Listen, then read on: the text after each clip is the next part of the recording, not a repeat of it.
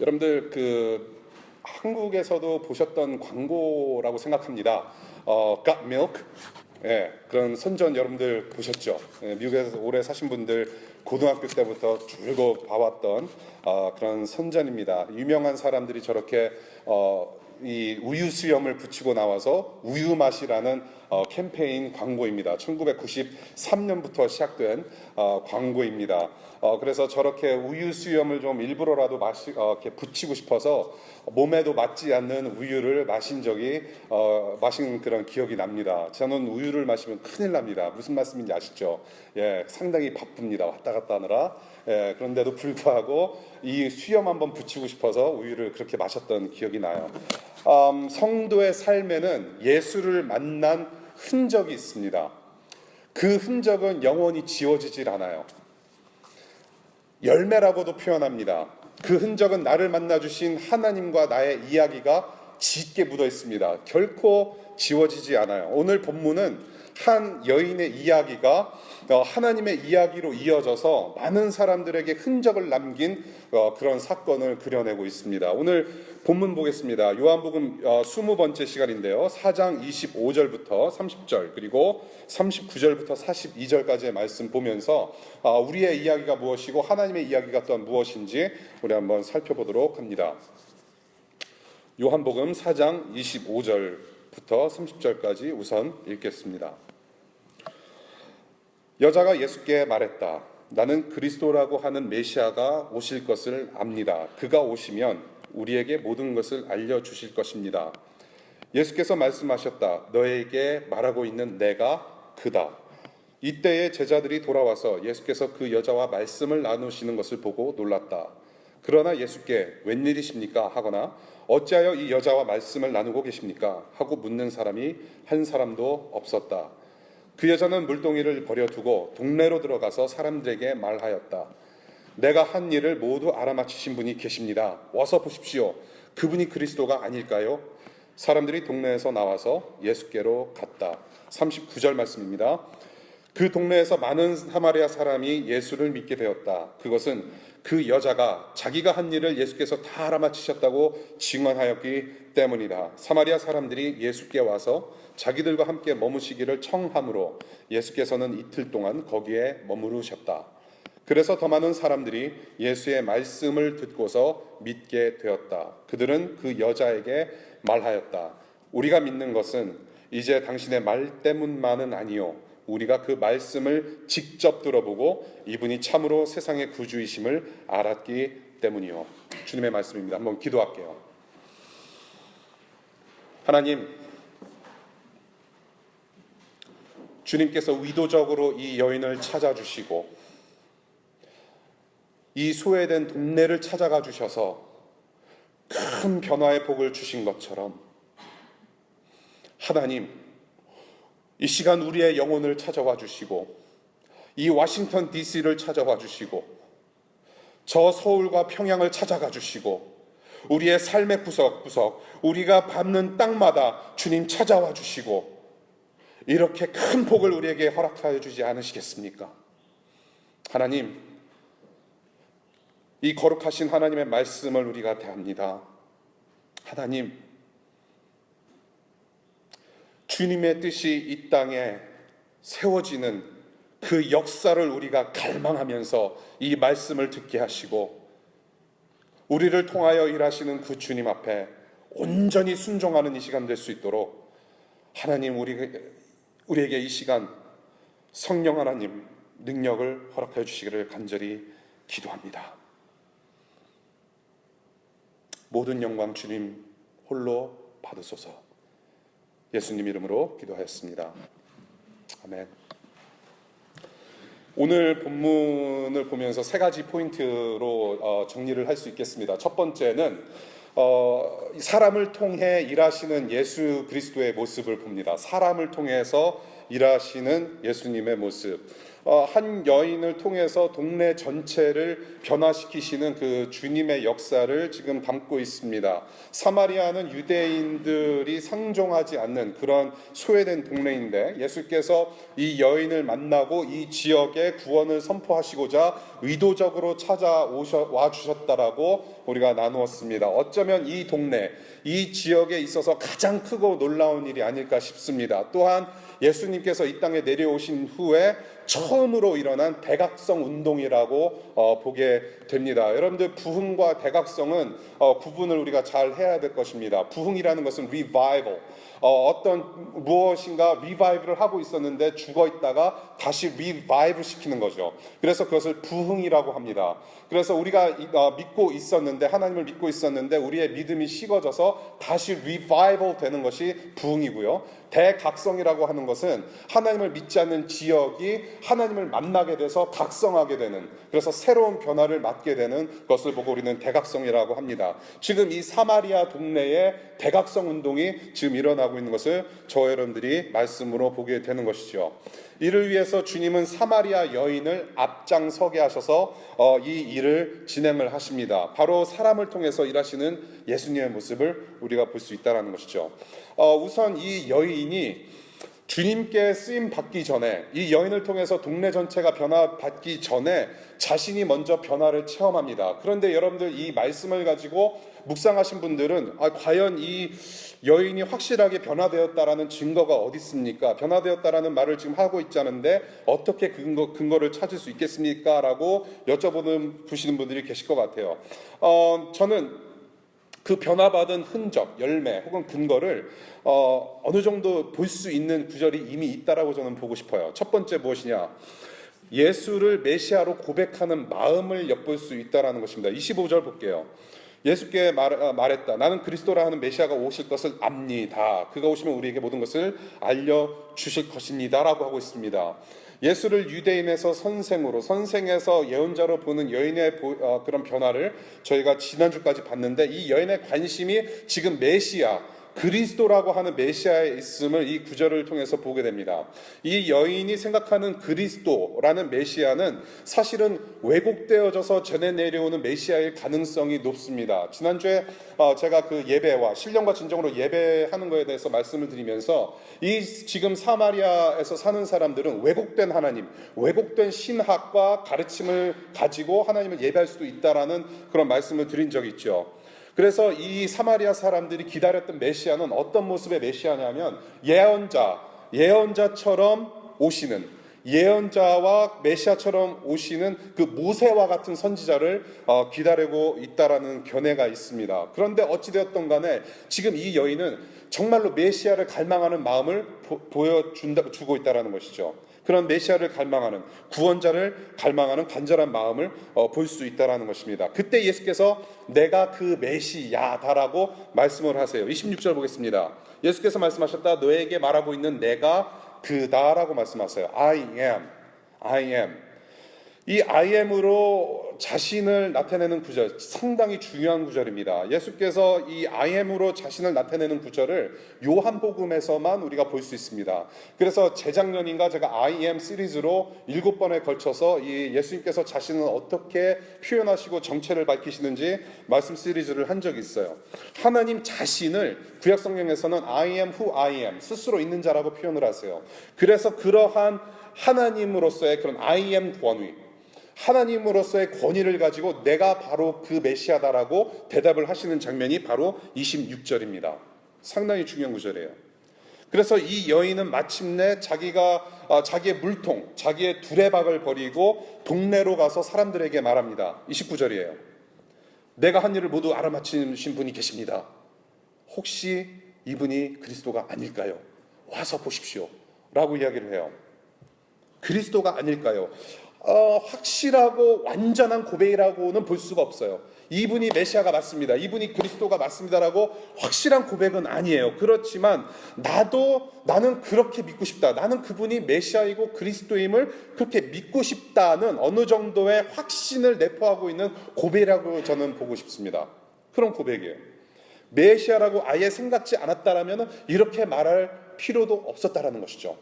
예, 어느 정도의 고백이라고 저는 보고 싶어요. 두 번째, 이렇게 메시아라고 생각했기 때문에 한 행동이 그 여인이 변화받았다라는 그런 두 번째 근거, 그것을 우리는 28절에서 볼 수 있다는 얘기입니다. 28절, 여자가 물동이를 버려두고 동네로 들어가서 사람들에게 말을 해요.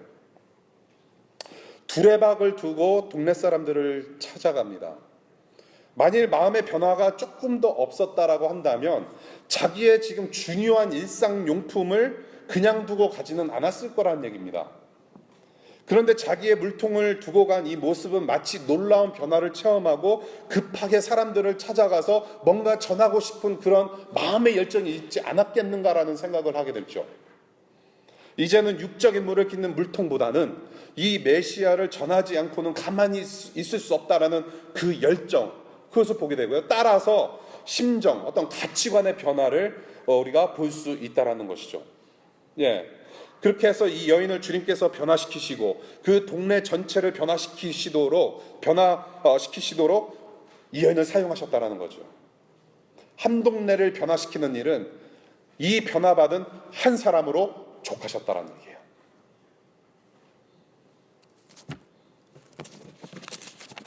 지지난주에 어떤 프라임타임 소그룹에서 이 본문을 미리 묵상을 한 것 같아요. 이 본문을 미리 읽었나 봅니다. 아주 좋은 질문을 저한테 보내주셨어요. 왜 이 여인을 통해서 동네를 변화시키셨는가라는 질문을 제게 하셨습니다. 왜 다른 방법이 아니고 하필이면 이 사연 많은 여인을 통해서인가 여쭙고자 하시는 것 같아요. 정말 그런 것 같아요. 이 작은 동네라고 할지라도 뭔가 역사에 길이 남을 만한 사건이라고 한다면 좀 그럴싸한 인물이 나와야죠. 그렇죠? 그럴싸한 인물이 나타나서 변화를 주는 것이 우리가 가지고 있는 상식이라고 저는 생각을 합니다. 그런데 이 여인, 이 지금 사연 많은 여인은 이 그럴싸한 인물이 아니에요. 상당히 비천한 삶을 살고 있었던 여인이었죠. 첫 번째, 이 여인은 유대인이 아니라 사마리아 여인입니다. 메인스트림 민족이 아니에요. 두 번째, 여자였습니다. 남자 중심의 그 사회 문화에서 분명한 약자로 살던 여자예요. 세 번째, 집안에 문제가 있던 사람입니다. 5번 결혼을 하고 이혼을 하고 지금 있는 사람도 결혼하지 않고 동거하는 사람이에요. 어느 정도 문제가 있어요. 물론 사연이 있습니다. 예. 그래서 다른 사람들과도 제대로 어울리지 못했던 그러한 비천한 상황 가운데 있던 여자예요. 그런데 주님께서 이 여인을 통해서 한 동네를 복음화시키는 일을 하셨다라는 거예요. 저는 이렇게 봅니다. 주님께서 주님의 일을 이루시는 패턴으로서 성경에서 자주 볼 수 있는 거라고 저는 봐요. 하나님께서 주님의 그런 강한 능력을 보이시기 위해서 약한 사람들을 사용하시는 주님의 방법으로 볼 수 있다는 얘기죠. 여러분들 흔히 아시는 그런 유명한 우리 신앙의 선배들이 있죠. 다윗. 골리앗이라는 거인을 누가 물리쳤는가요? 다윗이라는 그런 아주 시골 소년, 어린 양치기 소년 다윗이 골리앗을 물리친 것이죠. 한 나라의 가뭄을 잘 이겨내도록 지혜를 발휘해서 하나님께 영광 드린 사람이 누군가요? 어려서 인신매매로 강제 이민 당해온 요셉이라는 인물이에요. 이 세상을 구원할 메시아 예수는 누구의 뱃속에서 나왔나요? 아무도 모르는 시골 처녀 마리아라는 사람에서 나왔어요. 이 땅에 십자가 복음을 전하는 자들로서 부름을 받고 그 다음에 몸대신 교회의 기둥으로 누가 부르심을 받았나요? 어부들이었어요. 이 세상에서는 알아주지 못하는 그런 사람들이 하나님께서 부르셔서 쓰임 받았다는 거죠. 예수님 자신도 그 패턴 안에 계세요. 사실은 예수님도 그럴싸한 인물로 나타나신 분이 아니시죠. 이 세상을 구원하러 오셨으면 적어도 100만 원 타고 손에 검을 쥐고 방패 들고 마국간이 뭡니까 도대체. 호텔에서 나오셔야지. 아니면은 강남 무슨 산부인과 깨끗하고 정결한 곳에서 나오셔서 뼈대 있는 집안에서 나오셨으면, 그렇죠? 마국간에서 나셨어요. 그것도 어떻게? 여관에 방이 없으니까 마국간에서라도 자십시오 해서 여관 주인이 배려를 했는데 마국간이에요. 그 더럽고 청결하지 않고, 생각해보세요. 2000년 전에 중동 지방의 마국간 얼마나 더러웠을까요? 지금 지카 지금 지카라는 그런 뭐 병이 있죠. 자이칸가 지칸가. 예. 뭐예요? 제3세계 병균. 그런 더러운 곳에서 나셔서, 냄새나는 비천한 곳에서 나셔서 평생 블루칼라 토목 서비스업 노동자로 사셨다가 모든 사람의 죄를 뒤집어 쓰시고 비참하게 죽으신 예수님, 연약한 자로 사셨어요. 인류 역사상 가장 비천한 죽음을 당하신 분이에요. 사실은 모든 사람들의 죄를 다 뒤집어 쓰시고 가장 비참한 크루시픽션, 십자가 처형으로 죽으신 분이란 말이에요. 그 예수는 별명 자체도 정말 비참해요. 죽임당하신 어린 양. 그게 예수님의 별명이에요. 그 연약한 예수께서 세상의 구원이라는 하나님의 크신 뜻을 다 이루신 거예요. 그것이 하나님의 방법이었어요. 사마리아 지역의 수가성에 살던 이 여인도 동네에서 참 비천하고 연약한 존재였어요. 이렇게 사연 많은 여인을 주님께서 변화시키시고 그녀가 속한 삶의 터전을 바꾸시는, 그래서 대각성 운동의 시작점으로 부르시는 하나님의 역사를 오늘 보게 된다는 거예요. 사랑하는 여러분, 이 하나님께서 저와 여러분들을 사용하시는 줄로 믿습니다. 쌍시옷이요. 믿습니다. 강조해드리는 거예요. 믿습니다. 나 같은 사람도 사용하신다는데 무슨 변명이 필요 있겠습니까? 하나님 앞에서는 변명이 통하질 않아요. 제가 그렇게 변명을 했는데 17년 만에 붙잡혀서 목사 안수 받았어요. 3개월 전에. 변명이 필요가 없어요. 하나님께서 한번 쓰시겠다고 하시면은 쓰시는 거예요. That's it. 그런데 우리는 여러 가지 변명을 많이 하게 돼요. 주로 제가 듣는 변명 3가지 유형이 있어요. 첫 번째, 나이 핑계. 제가 좀 나이가 많아서, 혹은 아직 어려요. 예. 여러분들 성경 속의 신앙 선배들을 보시면요, 나이 작은 소년부터 시작해서 100세 노인까지 하나님께서 두루 사용하셨어요. 나이 doesn't matter. 예. 나이 불문하고 두루 사용하셨어요. 여기 지금 우리 막내 한결이가 우리 교회 교우 중에서 가장 나이 어린 교우예요. 이제 내일 모레면 내일이군요. 2살이 돼요. 예. 2살짜리도 하나님께서 쓰시겠다 하면 쓰시는 거예요. 지금 저를 상당히 이렇게 변화시키는 아주 중요한 도구로 하나님께서 쓰시고 있거든요. 인내심을 많이 이렇게 기르게 하는 그런 도구로 사용하고. 지금 여기 앉아 계신 우리 교회에서 가장 그래도 최고 연장자이신 우리 남궁 선생님 80이세요. 80이세요. 하나님께서도 이 남궁 선생님을 사용하셔서 우리 교회를 든든하게 하시는 그런 도구로 사용하신다는 거죠. 나이 핑계 될 거 없다는 얘기죠. 두 번째, 능력 핑계.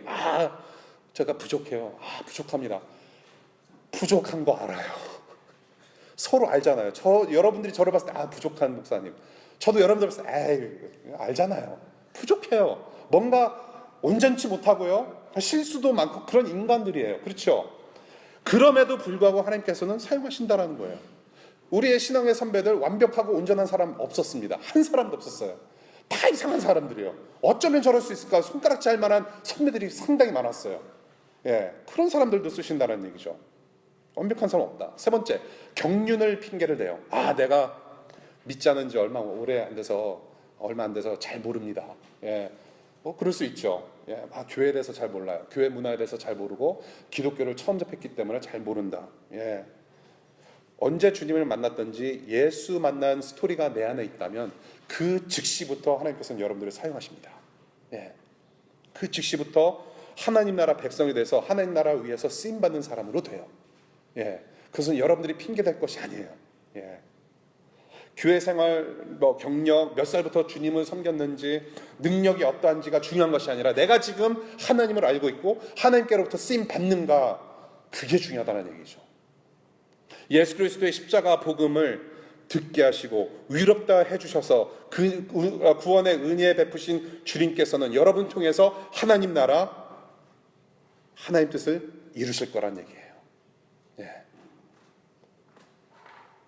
우리가 덜어는 그런 얘기를 많이 들어요. 하나님 나라를 확장해야 되겠습니다. 내가 하나님 나라를 확장시키겠습니다. 하나님 나라를 확장시키시는 여러분 되시기를 바랍니다. 그런데요, 하나님 나라 확장은 내가 스스로 영감받아서 내가 막 만들어가는 게 아니고 하나님께서 하나님 나라를 이루시는데 내가 그 안에 부르심을 받아서 동참하게 되는 거예요. 예, 하나님의 영광을 체험하게 되는 거예요.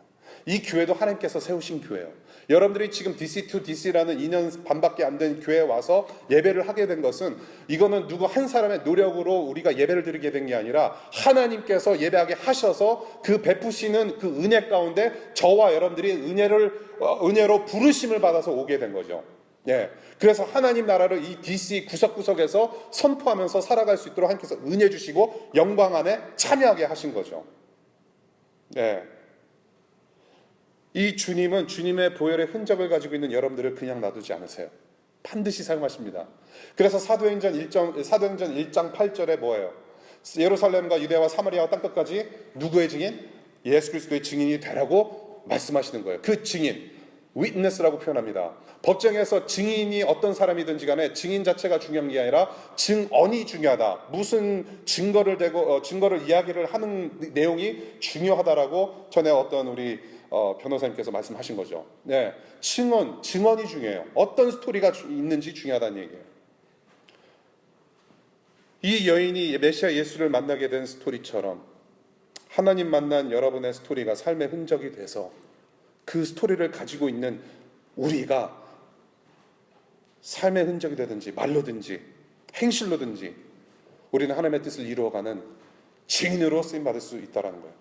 쓰임 지금 받고 있다는 겁니다. 사실은 여러분들 모르겠어요. 여러분들의 직장과 학교에서 지금 여러분들이 속해 있는 삶의 공동체에서 여러분들 나는 내가 과연 쓰임받을 수 있을까요? You never know. 지금도 쓰시는 하나님이십니다. 여러분들이 모르는 순간에 이미 여러분들 쓰임받고 있다고 저는 생각을 해요. 여러분들 revival, 대각성 운동 너무 크게 생각하지 마세요. 백악관이 뒤집어져가지고 갑자기 대통령이 방언을 하고 막 그런 큰 역사가 아니라 하나님의 역사는 여러분들의 삶의 영역부터 찾기 시작해요. 그 작은 불꽃, 그것을 스파크를 일으키시기 위해서 여러분들을 사용하신다는 거예요. 일상의 예배 장소인 삶의 터전에서 작은 일, 작은 섬김에도 영광 받으신 하나님, 여러분들이 여러분들의 처소에서 부흥과 대각성의 그런 진원지로 거룩하게 쓰임받으시는 그런 여러분들 되시기를 바랍니다. 두 번째요, 사람을 사용하시는 하나님, 그 다음에 말씀으로 변화시키시는 예수의 모습을 오늘 본문에서 봅니다. 복음서를 여러분들을 쭉 읽어보시면 상당히 많은 기적의 내용이 있습니다. 예수님께서 기적 베푸신 것을 많이 보게 돼요. 기적으로 많은 사람들을 만지셨고 기적으로 많은 사람들을 고쳐주셔서 변화를 시켜주셨어요. 그런데 오늘 본문은 그런 기적을 찾아볼 수가 없습니다. 오직 주님께서 이 여인과 하신 일은 대화 나누신 거예요. 우선 여인과 대화 나누셨죠. 이 동네 대각성 운동을 일으키시기 전에 여인과 대화 나누신 게 다예요. 그 여인의 그런 인생 이야기, 그 다음에 생수 이야기도 좀 하셨고요. 그 다음에 지난주 본문이었던 예배 이야기 조금 하셨어요. 그게 다예요. 기적 베풀지 않으셨어요. 그 다음에 또한 이 여인을 통해서 이 동네가 변화를 경험한 것을 우리가 좀 보면 좋겠어요. 이 동네가 어떻게 변화를 받습니까? 기적이 없었어요. 이 여인이 한 것이 있죠. 자기가 경험한 있는 그대로의 예수님 이야기를 한 것뿐이에요. 그리고 이 여인의 간증으로 점점 이 동네 사람들이 믿음이 생기기 시작해요. 39절의 내용이죠. 그런 뒤에 예수께서 동네 주민들의 요청으로 이틀간 예수님께서 그들과 머무시면서 말씀을 나누셨어요. 그런데 이틀 동안 이 동네 사람들 집에 가서 어떤 말씀을 나누셨는지 정확히 기록은 안 되어 있지만은 아무리 생각해도 생각나는 것은 천국 복음, 하나님 나라를 전하셨다라는 거죠. 그래서 이 동네 사람들이 변화를 얻을 수 있게 되었다라는 것이죠. 그래서 결국에는 이 동네 사람들이 뭐라고 간증합니까?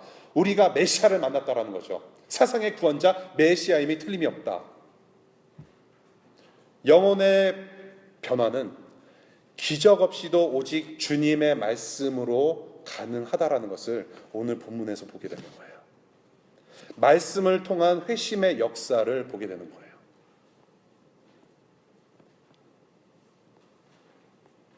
기적 없이 말씀으로 변화시켰다. 여기서 또 어떤 소그룹이 또 다른 질문을 했습니다. 이거 참 좋은 현상이에요. 소그룹이 이렇게 자꾸 질문하고 저를 괴롭히는 거 참 좋은 거예요. 많이 개인적으로도 여러분들 괴롭히시기 바라요. 참 좋은 질문이에요. 무슨 질문했느냐? 지금 42절을 볼게요. 42절에 이렇게 동네 사람들이 메시아 예수를 만나고 확인하면서 이 여자한테 와서 말을 해요.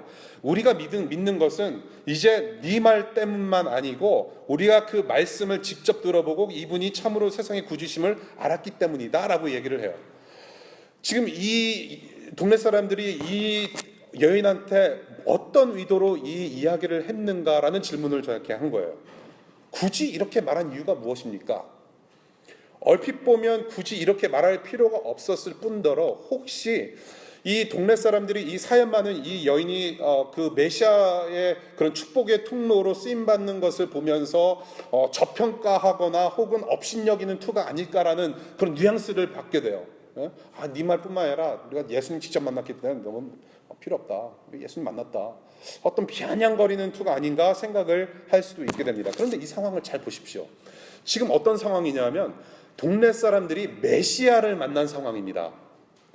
세상의 구주, 내가 전부터도 들어왔던 메시아를 우리가 만났다라는 것이에요. 이것은 상당히 놀라운 상황입니다. 이틀 동안이나 장장 이틀 동안이나 주님으로부터 예수라는 사람으로부터 하나님 나라를 들었는데 메시아가 맞다라는 거예요. 이것은 상당히 놀라운 일인 거죠. 그래서 이 말을 하는 것 자체가 놀라운 그 자체이고 그래서 나쁜 의도는 없었을 거라는 생각을 하게 돼요. 다시 풀어봅니다. 이제 당신의 간증 때문만은 아니다라는 거예요. 그래서 영어 성경 보게 되면 어떤 표현이 있느냐, Not just because of what you said, Not just because of.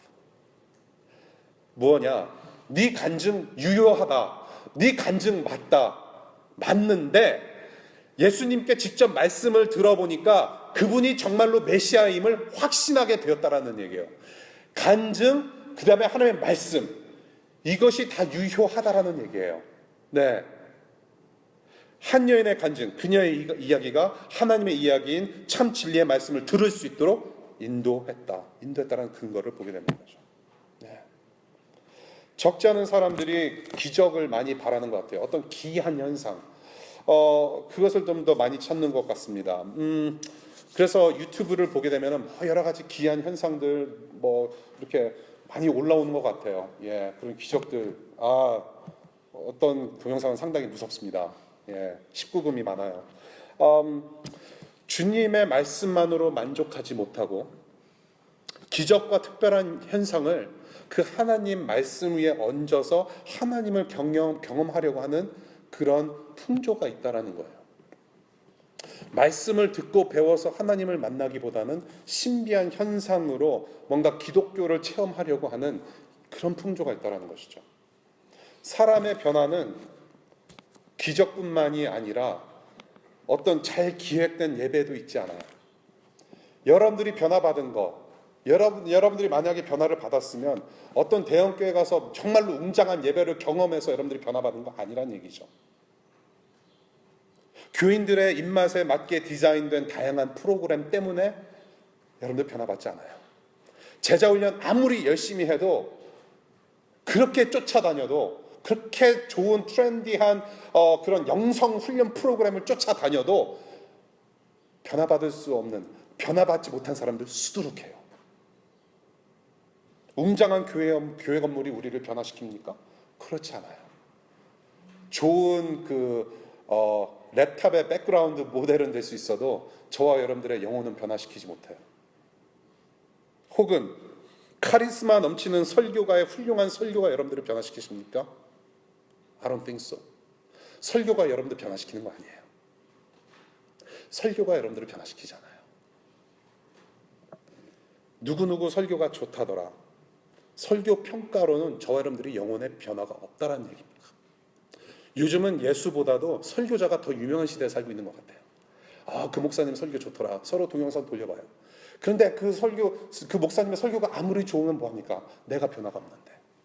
그렇게 목사님들 설교를 쫙 쫓아다니면서 이렇게 열광했을 때 정말로 그 사람들이 예수 그리스도의 복음을 정말로 알고 있는가 의심해 볼 필요가 있다는 얘기예요. 제가 말씀드리고 싶은 건 이거예요. 설교가 여러분들의 영혼을 변화시키는 것이 아니라 선포된 말씀 가운데 함께 하시는 하나님께서 여러분들을 직접 변화시키셔 주시는 거예요. 무슨 말씀인지 아시겠습니까?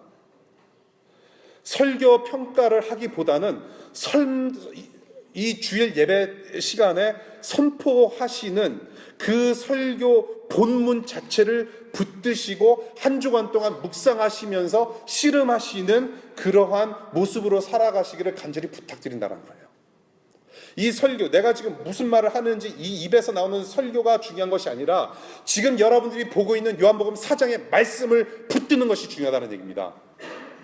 주님께서 직접 계시하신 말씀을 통해서 하나님께서 여러분들을 직접 만나 주실 때 변화가 일어나는 거예요. 그래서 여러분들 설교 평가 안 하셔도 돼요. 이미 부족한 것 알고 다른 목사님 설교에 열광할 필요가 없어요. 그 설교 잘 들으시고 다시금 집에 들어가셔서 오늘 밤 주무시기 전에 또한 내일 모레 글피라도 주일날 선포하시는 그 주님의 말씀을 다시 한번 붙들고 내가 일주일 동안 내가 삶 속에서 어떻게 적용하면서 살아갈 것인가, 그 고민 좀 하자는 얘기예요. 제가 지금 요한복음 계속하고 있습니다. 다음 주 설교 본문은 미리 알려드릴게요. 31절부터 38절까지의 내용이에요. 그래서 3, 4일 동안 계속 이 말씀, 오늘 선포되어지는 말씀의 본문을 붙잡고 계시다가 주일날 하루 이틀 전에 금요일날 토요일날 한번 보시고 오세요. 네. 이번 주 주일날 하나님께서 어떤 말씀을 전하시는가, 하나님께서 우리 공동체와 우리 개개인에게 어떤 말씀을 전하시는가 미리 한번 보시고 오시라는 얘기예요. 그리고 그 기대감을 가지고 예배에 참석하시라는 얘기죠. 이 설교 내용이 아니라 본문 말씀, 화수평까지 마시기 바라요. 이 본문 말씀을 토대로 해서 설교 내용을 잠시 참고하고, 그래서 주중에 우리 모두는 말씀으로 하나의 공동체로 성장할 수 있다는 얘기예요.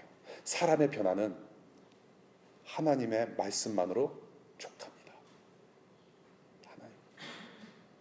그래서 히브리서 4장 12절입니다. 하나님의 말씀은 살아있고 힘이 있어서 어떤 양날 칼보다도 더 날카롭습니다. 그래서 사람 속을 꿰뚫어 혼과 영을 갈라내고 관절과 골수를 갈라놓기까지 하며 마음에 품은 생각과 의도를 밝혀냅니다. 여러분들 말씀을 읽으시면서 여러분들 묵상, 여러분들 뭐 소그룹에서 여러분들 말씀 묵상 뭐 발표하고 그러시잖아요. 이 말씀 묵상 발표하는 것도 물론 중요합니다. 여러분들이 무엇을 깨달았는지 입 밖으로 내놓는 거 중요해요. 그런데 여러분 어쩔 때는요, 말씀을 묵상하면서 너무나도 기가 막히게 내 영혼의 골수를 쪼개기 때문에 발표할 수 없는 내용들이 있어요. 말로 표현할 수 없는 감격이 있어요. 예.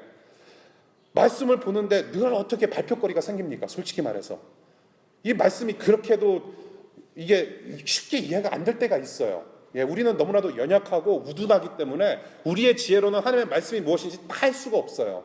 그럼 일주일 동안, 한 달 동안, 어떤 분은 항상 기뻐하라는 그 한 말씀 가지고 3년을 묵상한 분이 계세요. 3년 지나니까 이제서야 항상 기뻐하라는 말씀이 뭔지 알겠다고 고백을 하시는 거예요. 어떻게 우리가 이렇게 일일이 다 묵상을 발표하고 그럽니까? 어쩔 때는 정말로 하나님께서 깊이 터치하셔서 눈물로 묵상 시간을 보낼 때가 있죠. 더러는 우리가 기뻐서 정말로 누군가에 좀 전하고 싶어서 카톡 엄지손가락 아프게 계속 묵상 내용 올리고 그럴 수 있는 거죠. 그렇죠? 감격스러워서. 네. 그 감격을 가지고 주일 예배 와서 살아계신 하나님께 손 올리며 찬양하고, 그 말씀의 능력, 우리의 생각과 의도를 밝혀내시는 하나님, 엄청난 감격이죠. 회개의 순간이죠. 하나님의 영광을 말씀으로 체험하는 영광의 순간입니다.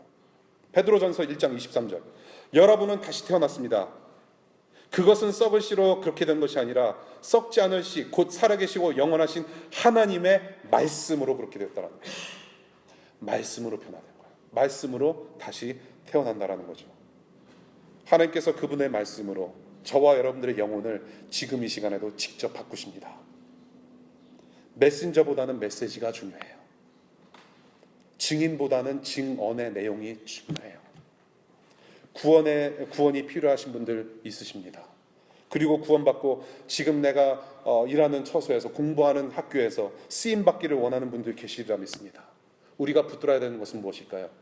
복음입니다. 이 진리의 말씀 붙드는 것 외에는 우리가 달리 할 것이 없다는 얘기예요. 말씀과 기도로 거룩하여짐이라. 이거 붙드는 거예요. 구원은 개인적인 사건입니다. 그렇지만 성화, 우리가 거룩하게 변화받는 이 과정은 공동체적으로 우리가 커뮤니티 프로젝트를 하는 거예요. 같이 성장해야 돼요.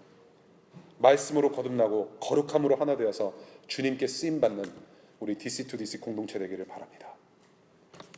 마지막 포인트입니다.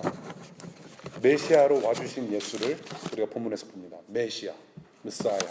여러분들이 이 메시아라고 하는 단어가 그리스도라는 단어하고 똑같습니다. Anointed One. 그래서 기름 부음 받은 자라는 뜻인데, 여러분들 우리가 신약 성경을 쭉 보게 되면 그리스도라는 말이 상당히 많이 나와요. 그렇죠? 특별히 뭐 복음서에도 많이 나오고, 여러분들이 이 그리스도라는 단어를 읽으실 때 이 메시아라는 단어로 이렇게 교체해서 읽으셔도 돼요.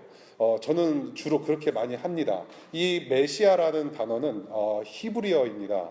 주이시들, 유대인들이 사용하는 히브리어고, 이 크라이스트, 크리스토스, 그리스도라는 말은 헬라어입니다. 지금 그리스 사람들이 사용하고 있는 그리스어예요. 그런데 이 헬라어, 메시아라는 이 단어가 주는 이 어감이 있습니다. 이 감동이 있어요. 그러니까 예수 그리스도께서 우리를 살려주셨다. 그렇게 읽으면 그것도 감사한데, 메시아, 예수께서 구원하셨다는, 이 우리나라 사람들은 그런 거 있잖아요. 쌍시오 좋아하는 그 강조, 메시아. 예. 이게 좀 어감이 좀 달라요. 예, 그런 감동을 줘요. 메시아로 와주신 예수. 이 지금 동네 사람들이 메시아를 만난 거예요. 이 메시아 만난 것이 사실은 오늘 주님께서 주신 말씀의 핵심 포인트예요. 메시아를 만나게 된 거예요. 이 여인을 만나주시고 이틀 동안 말씀 전해주신 이 예수께서 메시아, 세상의 구주임을 알게 된 거예요. 드디어 사마리아 척박한 이 땅에도 구원이 임했다라는 소식을 듣게 된 것입니다. 메시아를 만나고 알게 된 이 동네 사람들의 간증, 우리가 세상의 구주를 만났다, 세상의 구주임을 알게 되었다, 이것이 바로 저와 여러분들이 함께 나눌 수 있는 간증이어야 된다는 것이에요. 내가 그 메시아를 만났다. 2000년 전에 이 사마리아 사람들 뿐만이 아니라 지금 2016년을 살아가는 저와 여러분들 모두가 필요한, 지금도 만나야 할 구세주 메시아라는 거예요. 여러분의 메시아는 누구입니까? 여러분이 지금 믿고 따르는 그 하나님은 누구이십니까? 여러분과 하나님의 이야기가 무엇입니까? What's your story? What's your story with God? 인생 문제 해결해 주시는 하나님? 봉급 올려주시고 승진시켜 주시는 너무 좋으신 하나님? 대학원 입학시켜 주시는 하나님? 엘색과 GRE 스코어 장난 아니게 잘 나오게 해주시는 하나님? 그리고 대학원 잘 맞춰서 취직 잘하게 해주시는 하나님? 취직함과 동시에 결혼이라는 은혜 또한 부어주시는 너무나도 좋으신 하나님? 내 삶의 모든 문제 해결해 주시고 내 뜻대로 다 구하면 다 들어주시는 하나님을 우리는 믿고 있나요?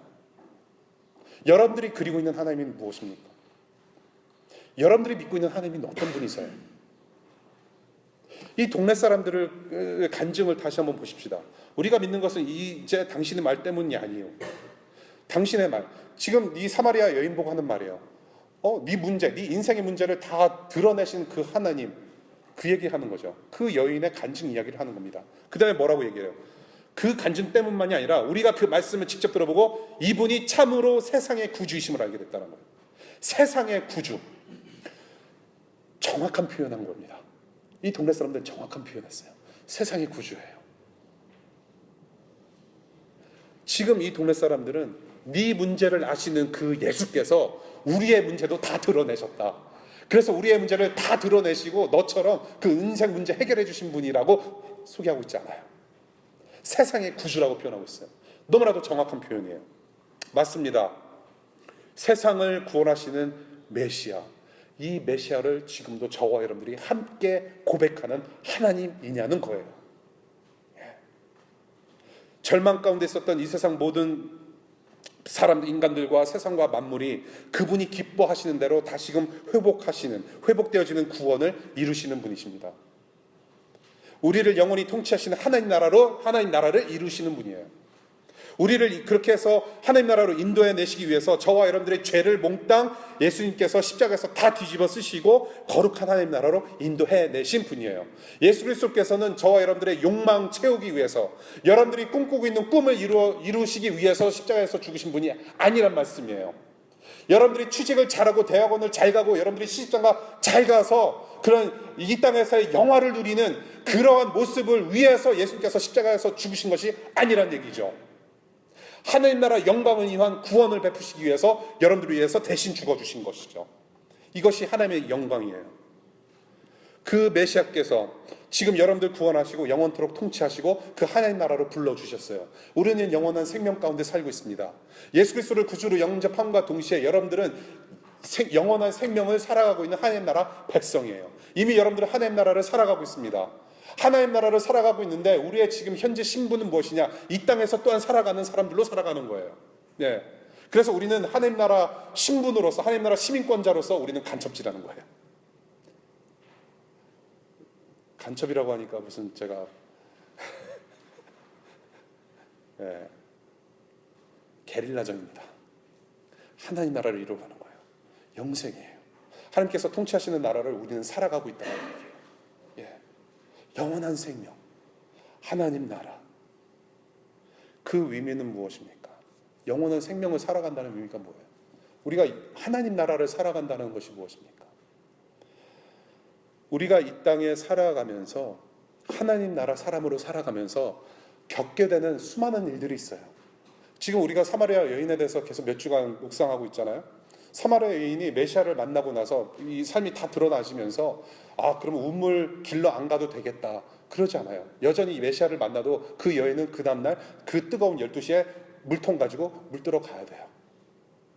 우리는 예수님을 만나고 나서 여전히 우리의 직장생활, 우리의 학교생활 해야 돼요. 가정생활 똑같은 여인 쳐다보면서 아내로 삼는 여인 보면서 똑같이 살아야 돼요. 똑같이 아이들 커가면서 보는 거 보면서 살아야 돼요. 삶 자체가 크게 변화가 없을 거예요. 그런데 무엇이냐 하면 이 땅에 살면서 겪게 되는 모든 삶의 구석구석을 하나님께서 책임져 주신다라는 거예요. 이 하나님 나라는 죽어서 우리가 그런 찬양, 우리 그런 찬송가 많이 들었죠. 뭐죠? 구원 열차 올라타고서 하늘 날아가지요 빵빵. 그래서 죽고 나서 은하철도 999처럼 구원 열차 타고 나서 하늘나라 가는 그런 개념이 아니에요. 이미 예수 그리스도를 구주로 영접함과 동시에 우리는 하나님 나라 살아가고 있고 천국을 살아가고 있는 것이에요.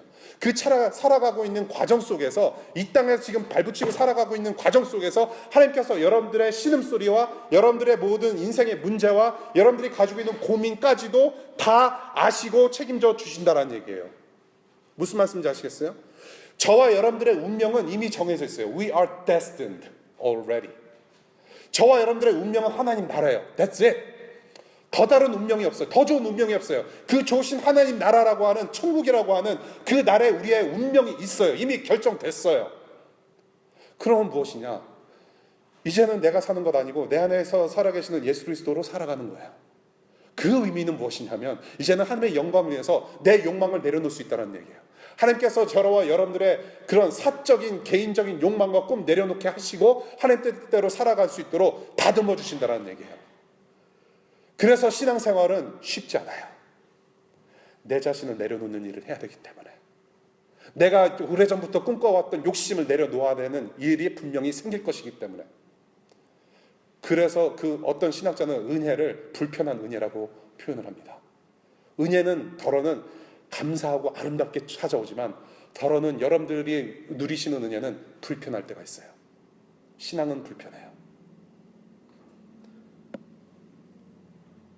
그래서 이렇게 영생을 우리에게 허락하시고 영생 가운데 살아가는 저와 여러분들의 삶의 구석구석을 책임져 주시고 그래서 선한 길로 인도하셔서 구원을 완성하시는 주님이시기 때문에 저와 여러분들은 전적으로 믿음으로 하나님을 신뢰하고 의지할 수 있다는 거예요.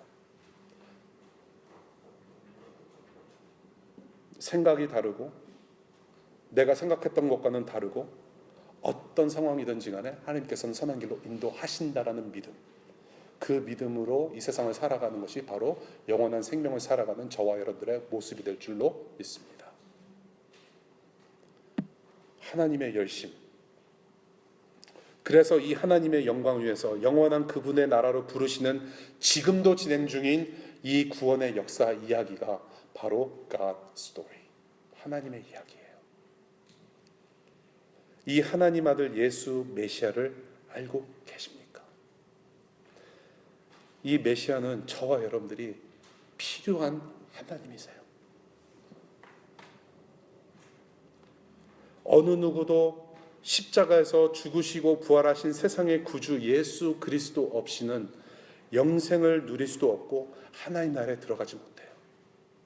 니고데모에게 이야기했듯이 거듭나지 않으면 하나님 만날 수가 없어요.